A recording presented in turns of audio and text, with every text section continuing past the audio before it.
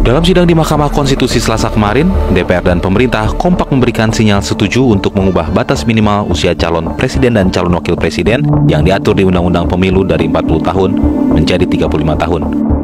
Artinya, DPR dan pemerintah menyerahkan sepenuhnya kepada kebijaksanaan Hakim Konstitusi untuk menilai apakah permohonan uji materi pasal 169 huruf Q Undang-Undang Pemilu konstitusional atau sebaliknya. Terhadap pengujian pasal 169 huruf Q Undang-Undang Nomor 7 Tahun 2017 sebagaimana dimohonkan pengujian konstitusional oleh para pemohon akul, DPR RI menyerahkan sepenuhnya kepada Yang Mulia Majelis Hakim Konstitusi untuk mempertimbangkan dan menilai. Pemerintah menyerahkan sepenuhnya kepada kebijaksanaan Yang Mulia Ketua dan anggota Majelis Hakim Mahkamah Konstitusi Republik Indonesia untuk mempertimbangkan dan menilai konstitusionalitas pasal aku Undang-Undang Pemilu terhadap Undang-Undang 1945. Hakim Mahkamah Konstitusi Saldi Isra menyentil DPR dan pemerintah. Klaim DPR dan pemerintah yang mengaku menyerahkan keputusan uji material kepada Mahkamah terkesan setuju dengan perubahan tersebut. Jika demikian, tidak perlu ada sidang uji materi terkait Undang-Undang Pemilu. Jika DPR dan pemerintah setuju batas minimal usia Capres dan Cawapres 35 tahun. Kalau pemerintah dan DPR sudah setuju, mengapa tidak diubah saja undang-undangnya?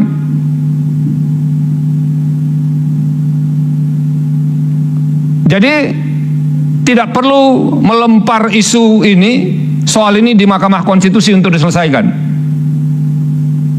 Jadi tidak ada perbedaan karena dari DPR tadi implisit itu sudah setuju dan tidak ada perbedaan di fraksi-fraksinya.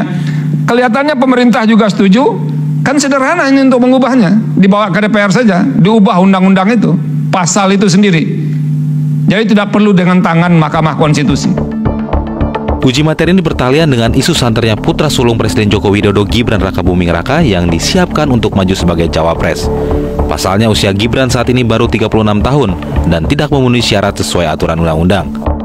Mantan Wakil Menteri Hukum dan HAM Denny Indrayana menilai gugatan uji materi PSI harus dilawan. Menurutnya, gugatan itu sangat salah secara konstitusi.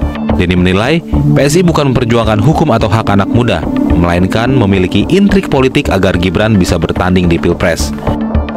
Permohonan ini tidak bisa hanya dibaca hanya dari sisi hukum saja, tapi kemudian juga dari sisi politik. Kenapa kemudian saya mengatakan ini ada potensi mesti dibaca, dianalisis juga dari sisi strategi Pilpres 2024. Oke, baik Mas Denny. Karena teman-teman PSI, pemohon, kader-kader Gerindra yang jadi pemohon di situ, tentu tidak bisa dilepas ada kepentingan-kepentingan tidak semata-mata untuk memajukan calon muda misalnya. Nama Gibran Rakabuming Raka secara elektabilitas memang diperhitungkan. Berdasarkan survei Lembaga Survei Indonesia, Gibran berada di urutan ke-6, unggul dari para ketua umum parpol mulai dari Airlangga Hartarto hingga Muhaimin Iskandar. Tim Liputan, Metro TV.